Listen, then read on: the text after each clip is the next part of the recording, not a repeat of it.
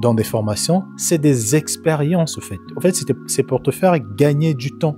Parce qu'ils se sont lancés, eux, ils se sont rendus compte que ce dont tu avais besoin, c'était ça là. C'était pas tout ce qu'on te montre à l'école, mais c'est tel problème. Parce que c'est ça qui m'a aidé, c'est ça qui a aidé d'autres personnes. Parce que eux aussi, ces personnes qui vendent des formations, ils ont appris de d'autres personnes, ils ont eux-mêmes eu leur expérience et par la suite, ils vous proposent quelque chose. C'est comme si tu avais un mentor, en fait. Je vous avais prévenu, hein, le maillot du Cameroun, il est beaucoup trop serré.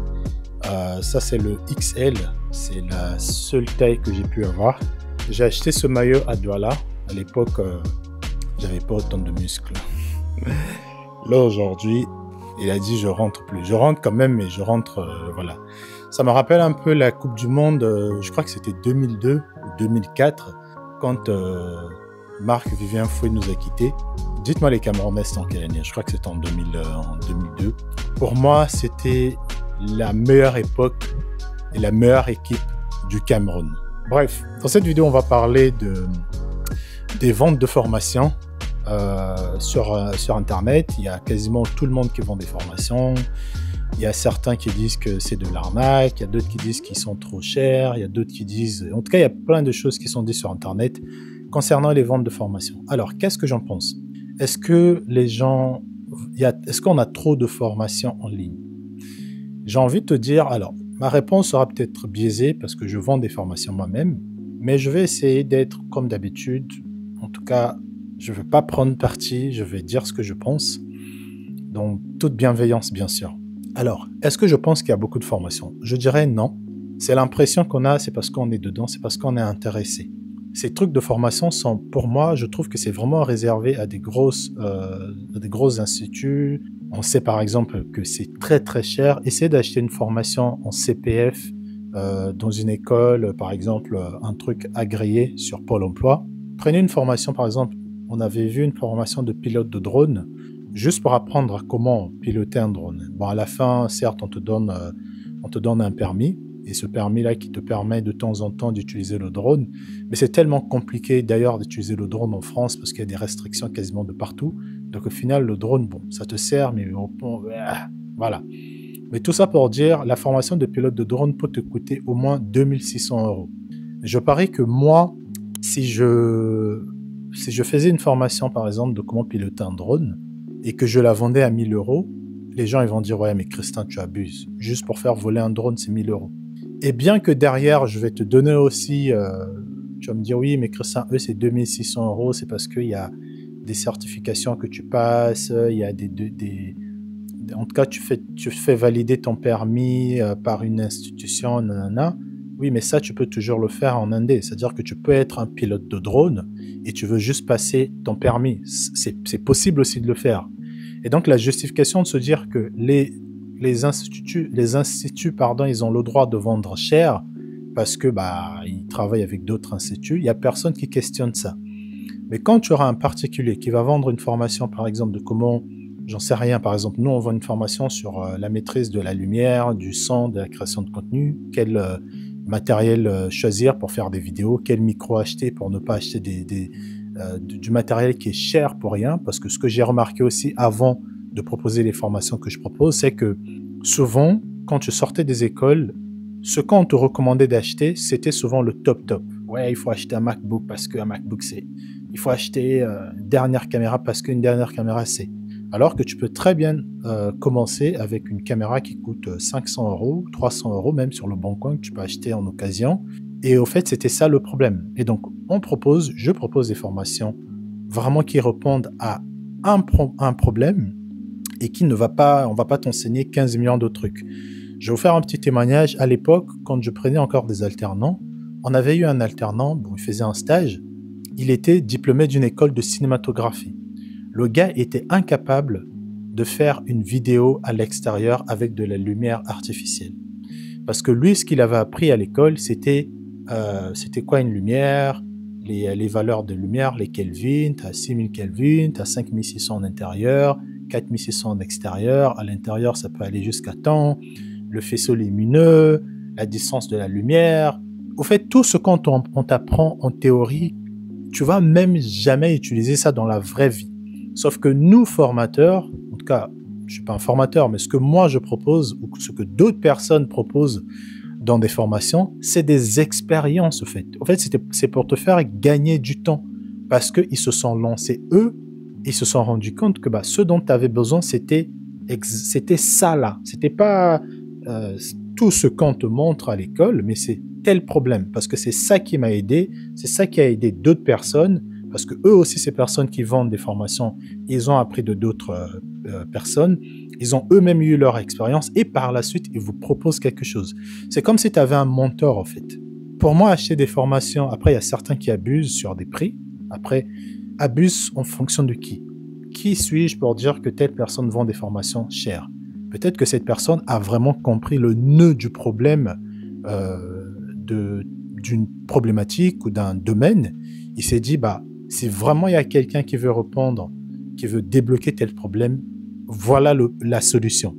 Et cette solution-là, moi, ça m'a coûté tant de milliers d'euros, tant de millions de francs CFA. Ma formation, je l'évalue à 3 000 euros. Ça sera peut-être beaucoup trop cher pour une personne qui va se lancer, mais pour la personne qui sait exactement ce qu'il recherche, 3 000 euros, ça va être rien. Par exemple, nous, on a une formation qu'on appelle un bootcamp qui coûte 1 550 euros. Cette formation-là, elle consiste à quoi? Elle consiste à, par exemple, une personne qui souhaite se lancer dans la création de contenu et qui veut former son équipe. Parce que vous savez, aujourd'hui, il y a plusieurs entreprises maintenant qui ont compris qu'ils sont obligés d'être sur les réseaux, ils sont obligés de créer du contenu. Et à ces personnes, ce qu'on fait dans le bootcamp, c'est qu'on forme donc la personne qui est dans l'entreprise avec des assistants. Ce à quoi vous allez être à mesure de faire à la fin de la formation, vous allez être à mesure de choisir des lumières, de choisir des micros, de faire des montages, de publier les vidéos, de les monter, de filmer en fonction des différents mondes. Donc on fait des formations en présentiel avec moi, on fait des vidéos aussi à l'extérieur. On fait tout ce dont tu as besoin pour filmer, pour être une agence de production est inclus dans cette formation de bootcamp. Mais quand tu vois d'ailleurs même 1550, ça c'était l'année dernière, c'est donné. Avec ce que tu peux en faire, c'est donné. Et d'ailleurs, des gens m'ont reproché, mais pourquoi tu donnes ta manière de travailler à des personnes? On peut te copier. Ça, c'est encore une autre histoire. Donc voilà, tout ça pour dire que les formateurs, des personnes, des entrepreneurs qui vendent des formations, en tout cas selon ce que je vois, après il y a peut-être des gens qui abusent, selon ce que je vois, ils répondent à des problématiques bien précises. Contrairement à l'école, par exemple, un autre exemple qui va tous vous parler, que ce soit en France ou en Afrique, mais je parle l'exemple de l'Afrique parce que j'ai grandi en Afrique. Moi, j'ai appris, il y avait une dizaine de matières depuis que j'étais au CM1. Il y avait beaucoup de matières, des instructions civiques, arithmétique, géométrie, je sais pas quoi, la morale même, on faisait la morale à l'école, je sais pas si on savait ça, comme si on n'était pas assez éduqué chez nous.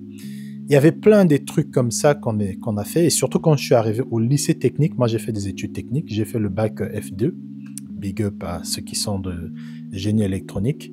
On faisait tellement des trucs électrotechniques, électromécanique, électricité, ceci, dessin industriel, gna gna gna gna gna, plein de trucs qui au final, on faisait même la philosophie. Tu te rends compte, moi au lycée technique, je faisais la philosophie, l'anglais, le français, des trucs franchement, et quand tu finis là, tu vois qu'il y a des enfants, plein de gens qui n'ont même pas de diplôme. C'est à cause de ça, parce qu'on nous remplit la tête avec plein de trucs qui ne nous servent à rien dans le monde du travail.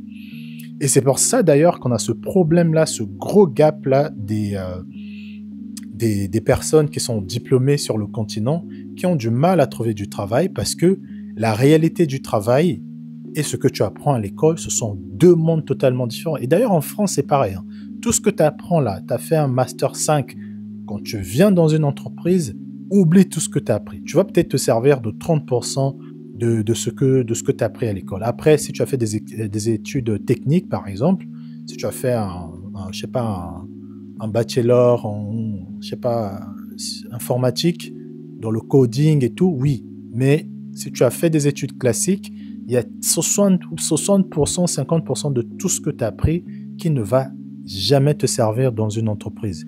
Parce que tu te rendras compte que dans une entreprise, tu auras une spécialité et même au-dessus de toi, tu auras quelqu'un qui va être spécialisé dans un autre truc. Et au fait, on ne te laissera jamais faire 3 ou 5 choses. Bon, il y a certains qui vont vous exploiter. Donc voilà, moi pour moi, les formations, je pense que sont indispensables. Si vous pensez qu'en France, on a trop de formateurs, faites un tour aux États-Unis.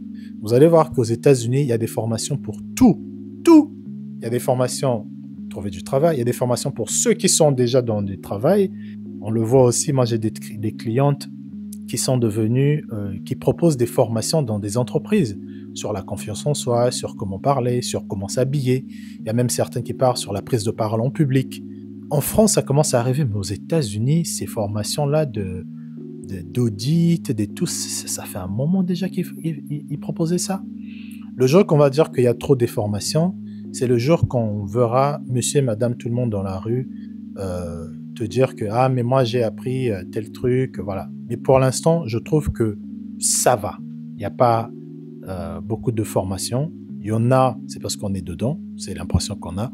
Mais quand tu vois bien, et surtout des formations de qualité qui te disent vraiment ce que tu dois faire, tu peux les citer vraiment sur les bouts de doigts. Surtout quand on rentre dans des niches vraiment précises, telles que ça va être par exemple le développement pour ceux qui font de l'informatique, du full stack. Si tu veux par exemple dans l'investissement boursier, la crypto, les bons formateurs dans la crypto, tu peux les citer sur les bouts de ta main, les bouts de tes doigts. Et pareil pour d'autres domaines. Donc non, je ne pense pas qu'on a des bons formats. On a trop de formations. Quand tu pourras te rappeler que tel formateur est très bon, tel formateur est très bon, quand on aura 10 formateurs, 20 formateurs qui sont calés dans leur domaine, et bien sûr, quand on a 20 qui sont calés, il y en a au moins 500 qui ne sont pas calés, là, on pourra dire potentiellement, on a peut-être trop de formateurs, il est temps peut-être de faire autre chose. Mais à ce jour, je trouve que, en tout cas, selon ce que moi je propose, je trouve que nous ne sommes pas encore nombreux. Voilà mon avis. Dites-moi dans les commentaires ce que vous en pensez sur les formations. Est-ce qu'il y a certains qui abusent? Ça, de toute façon, c'est dans tous les domaines. Soyez pas surpris. Hein. Dans toute chose, il y aura toujours ceux qui vont abuser. Dans les églises, il y a ceux qui abusent. Dans les relations, il y a ceux qui abusent. Dans les restaurants, il y a des restaurants qui sont chers pour rien alors qu'ils ne méritent même pas d'être un restaurant. Donc dans les formations, c'est normal. C'est l'être humain. Il a besoin d'argent, il a besoin de... Voilà, c'est humain. Dites-moi d'abord dans les commentaires, qu'est-ce que vous en pensez? Est-ce que vous pensez qu'on doit arrêter de faire des formations? Est-ce que vous pensez qu'on doit... Dites-moi ce que vous en pensez, ok? Et donc, regardez la vidéo juste avant, où j'avais le maillot de la Côte d'Ivoire. Là, j'ai le maillot du Cameroun. C'est les seuls maillots que j'ai. J'ai un autre du Sénégal, mais il est beaucoup trop serré. Je l'avais acheté en 2018. Donc voilà, peut-être que je dois faire la mise à jour. Allez, à plus!